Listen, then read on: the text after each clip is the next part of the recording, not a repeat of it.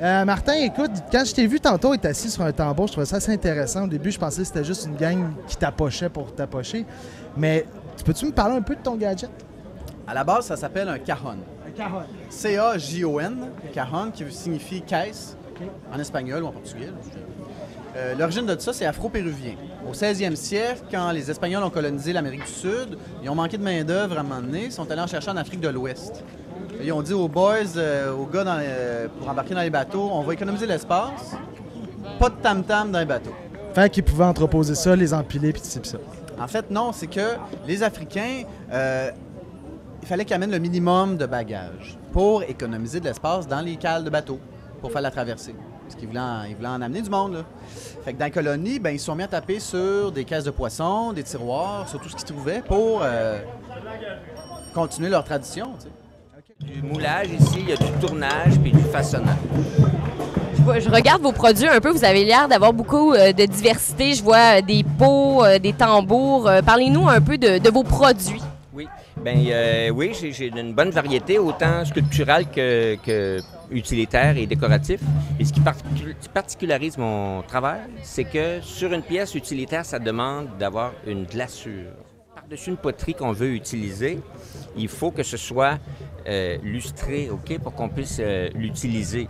Alors, normalement, c'est une recette qu'on fait avec des matières premières, sur notre balance, puis on fait notre recette, puis on l'applique par-dessus, puis en cuisant, ça devient avec cette texture-là, avec la couleur désirée qu'on veut avoir.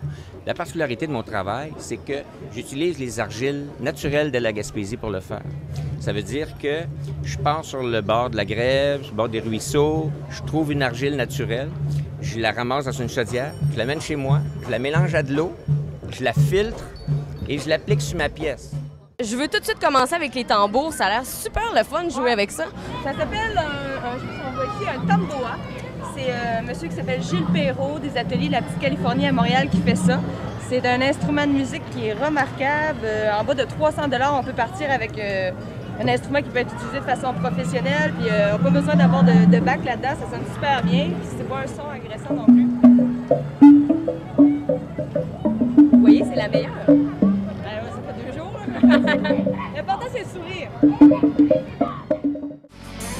Je viens de découvrir une belle trouvaille, des coffrets forêt, comme vous pouvez le voir, des coffrets faits à partir de bois récupéré. Et j'ai Denis Forêt qui vient de New Richmond pour nous en parler. Bonjour à toi. Bonjour, ça va bien? Très bien. Wow! Quel beau coffret. Comment est-ce que l'idée t'est venue de faire ça?